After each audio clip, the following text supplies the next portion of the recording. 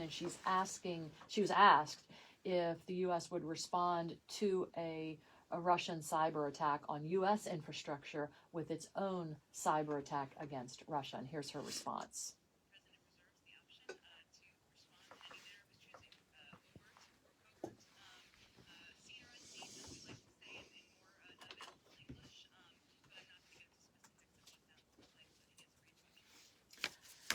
So, Tommy Vaughn, welcome. And Sherry, welcome. Thank you for having us in. Good morning. Yeah, seen and unseen. I mean, that leads you to believe that there's a lot of stuff going on behind the scenes that we have no idea about. But Tommy, as you, as a cybersecurity expert, as you watch all of this unfold and hear all these warnings, what are you thinking? Well, I think ignorance is bliss. And for a long time, a lot of people weren't listening. I mean, we're hearing it from the White House. I've got other quotes we can talk about later from the Justice Department. We've been screaming it at the top of our lungs, hey, these are major issues, but generally companies see cybersecurity as a nuisance and a call center. They don't realize the impact. And I think it's very unfortunate that we have to wait until gas prices go up because pipelines are shut down, or we have players like Russia shutting down banks, hacking into water supplies and turning the pumps up so that they blow up. And now you've got, cities without water. There's so many things that people don't really relate to. What does that look like for us? And it does happen. It happens every day here. There's not a week that goes by that I don't sit on a call where our focus is what is today's threat, right? It kind of reminds me of like karate, like somebody's throwing a punch or a kick, or there's so many different attacks. How are you ready to respond to that, right? Or even simply if you're a business and you get hit, what do? Right? So your employee comes in and says, hey, we've been hit, our computers are locked down, what do? What do? Do you have an incident plan? Do you have a response? Are your backups secure? Did they get deleted? Or how are your customers going to continue to operate? How is their data going to be affected? We go back to ransomware and money all the time, but when we look at bad actors like we're seeing here in Russia, they're actually trying to do several things. And I think one of the big ones is if they attack a website and they DDoS attack it, which means they make all these requests, so many requests that the website cannot respond to that. And we've seen that happen here, even with our healthcare sites, right? So these bad actors send all this data right to these single ports so that we can't use it. Well, what does that do to the confidence of the people in Ukraine or even here, right? So you're getting shelled, you're getting bombed, these people are coming, and now none of the other things that you normally need to go do, your pharmacy's website, your bank site, and they're really hitting hard on the banks.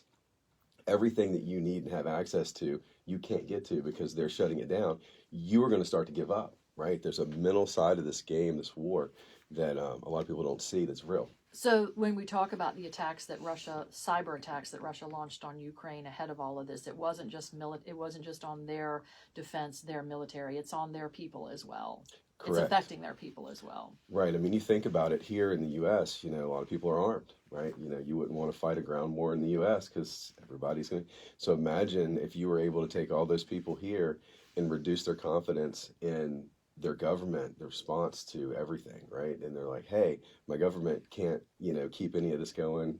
How can they keep, me protected from this invasion, right? How's that going to work? So I think there's a lot that plays into that. And here in the U.S., it goes back to how does this affect us? It's going to affect us. Not only at the gas pump, it's going to affect us in a lot of different ways, the Russia-Ukraine incident. But we are, I feel like there's a lot we could do, but the sanctions they're putting in place, we are now going to be an enemy, not that we already weren't, but we're going to be even more so. And I think you're going to see the attacks increase on American businesses trying to disrupt. And that's the goal, is disruption, more so than financial side of it like we saw with the pipeline. It's literally going to be about that. So, and literally our government is like, our exposed underside, the underbelly of our nation are these private industries that do not have the level of security that they've been saying you need. And they're literally relating ransomware in 2022 to, and this is from Christopher Wray, our FBI director, that the parallels to the aftermath of 9/11, how we responded to that. I mean, it's that level. And I mean, we've got the Justice Department saying CEOs need to wake up. We've got to do something. You've got to take action, because if not, you will be shut down. It's going to happen. An interesting twist in all of this, Anthony was telling us about, is that the group Anonymous is now threatening to go after Russia. A worldwide notorious hacking group. A hacking group. Yes. So is this one of those, Tommy, weigh in on that. This is like the enemy of our enemy is our friend. I mean, is that kind of the notion here? Yeah, I think it's that, and I think it's pride with a lot of these groups. You know, you're like, hey, you think you can do it? I can do it better. You know, it's kind of like meet me out in the street. Let's work it out. I mean, I think it's awesome they're going to do that.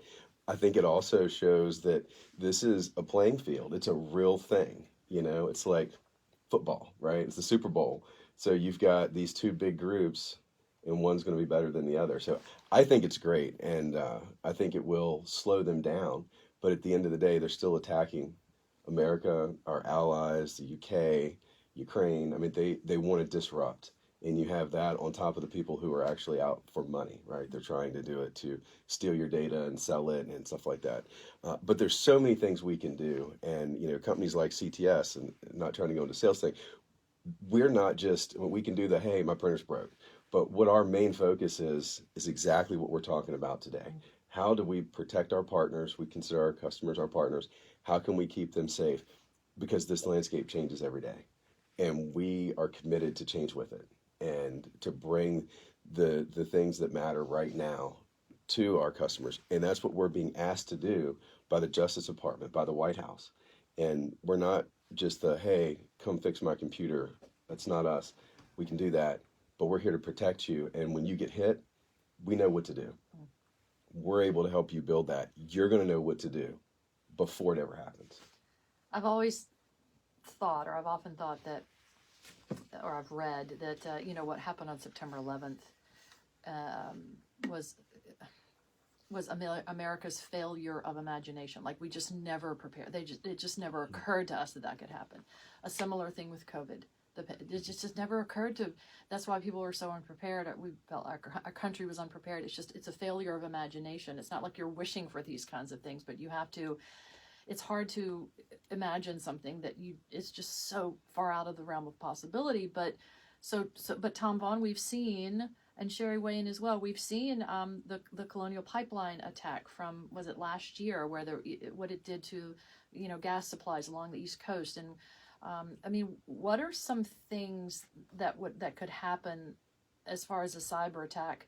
You mentioned some of them that might be going on in Ukraine that could really bring a country to its knees. It's scary. I tell you what, it's 7:20.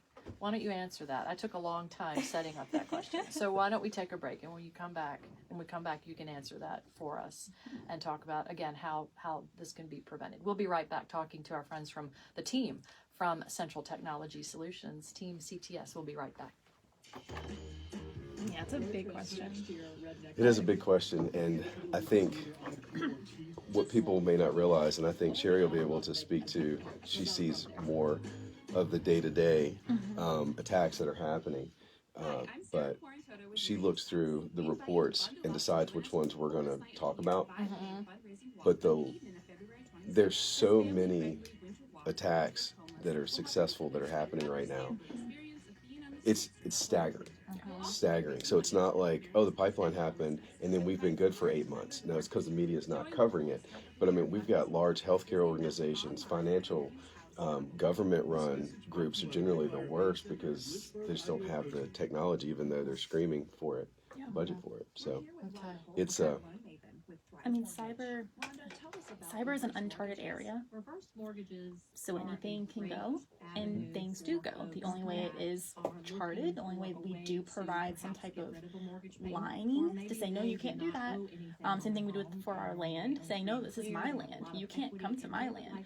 That doesn't really apply to that cyber world unless you have the right people there to say, no, you can't come in. Sorry. So it's almost like the Wild Wild West. Yeah.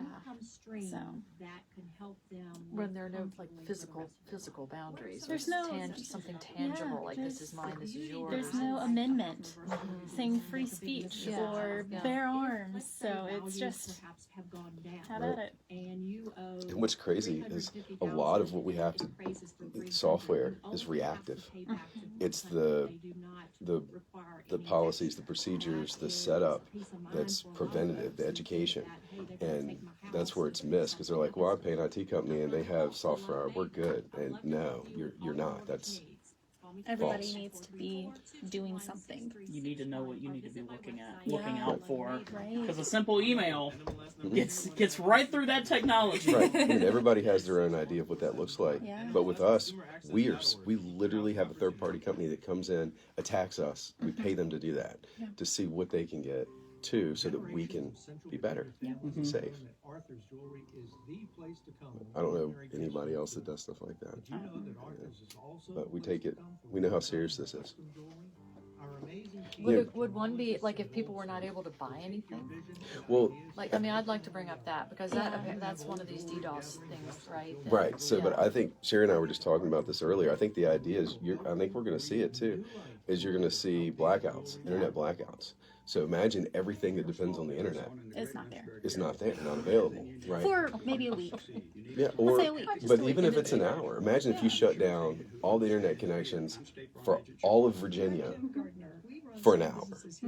What kind of havoc would that cause? So, I mean, I think that's the idea, is that can happen. That is a possibility. Yeah. And I think the biggest aspect of all this is that people are kind of clenching their butts now because it's not just your business. It's now your home. It's in your pockets. Same thing that happened with the pipeline. Same thing that happened, well, really pipeline and the gas. People freak out when it hits you personally. They don't care if it hits the business. Oh, but you also need to understand that's where you get your money is through Right. your employer.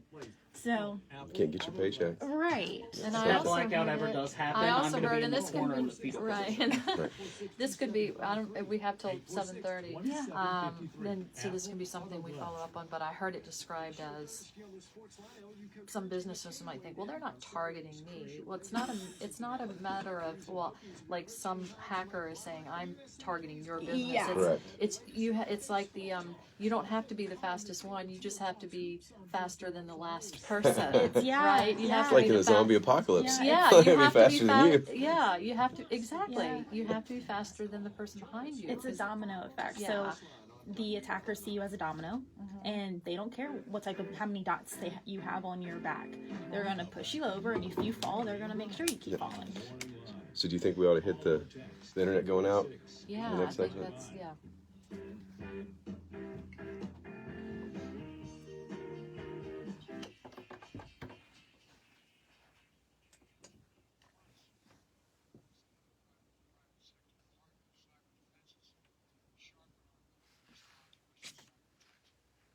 That is President Joe Biden saying the U.S. cyber defense is strong as Russia launches cyber attacks alongside their military invasion in Ukraine. And we're talking about it this morning with Tommy Vaughn and Sherry Arthur with Central Technology Solutions.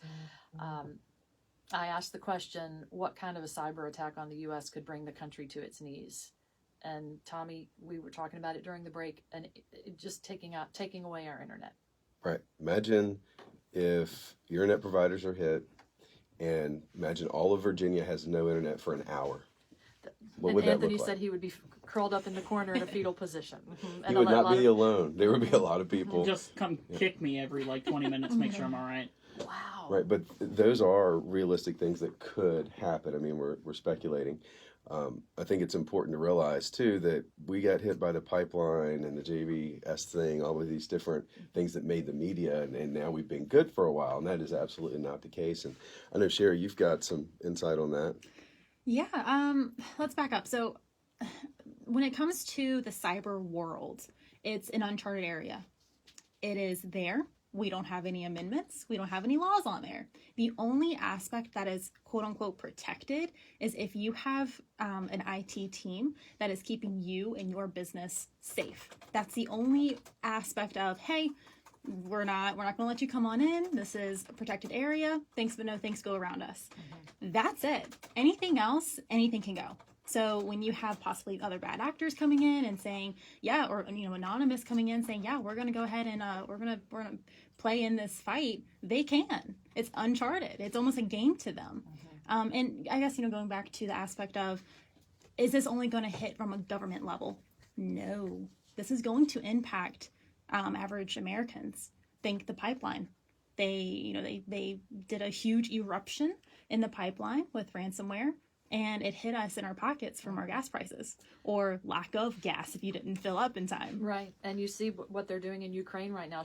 They're shutting down the banks in essence by people in Ukraine can't get money. I mean, think about that. If you couldn't pay for anything, you might have money in your account, but you can't access it, so you can't pay for anything. You're trying to flee the country, and so it's like a big game of Tom Vaughn and Sherry. You said you protect your own little territory, and that's all you can do, right? It is, but the world we live in is cloud and hosted, and so you also got to protect your assets that not only are within your environment. So it's not like I get a good firewall, so I'm safe.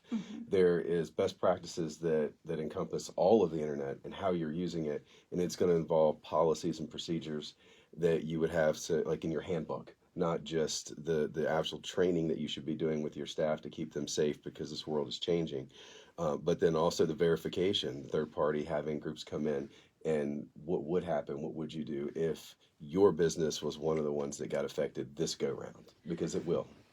So when President Biden says U.S. cyber defense is strong, agree or disagree with that? Well, let's break that down. Yeah. He might feel, and he may be correct, that there are certain departments within the government that are secure, but it would be contradictory to the Justice Department here that says that us as individuals in the corporate side aren't, but we are integrating and working with the government. So you're only as strong as your weakest link. And if you're dealing with the government and, or the pipelines, and you're the repair company that comes out and you have a login and it's not two factors turned on, then how secure are you? I mean, you could really break that down. I personally feel like, at least in the public sector, we're not even at 10% of where we need to be. On that note, wow, it's scary stuff. And Tommy and Sherry with Team CTS, Central Technology Solutions, it's going to be interesting to see how all this plays out over the next following days, weeks, and we'll check back with you next week. Okay? Thank you for having us on. Thank you. TeamCTS.com if you want more information. So thank you both very much for being here. We're going to talk to someone for whom all this hits very close to home, Evgeny Davulek. He's the professor at Liberty University, concert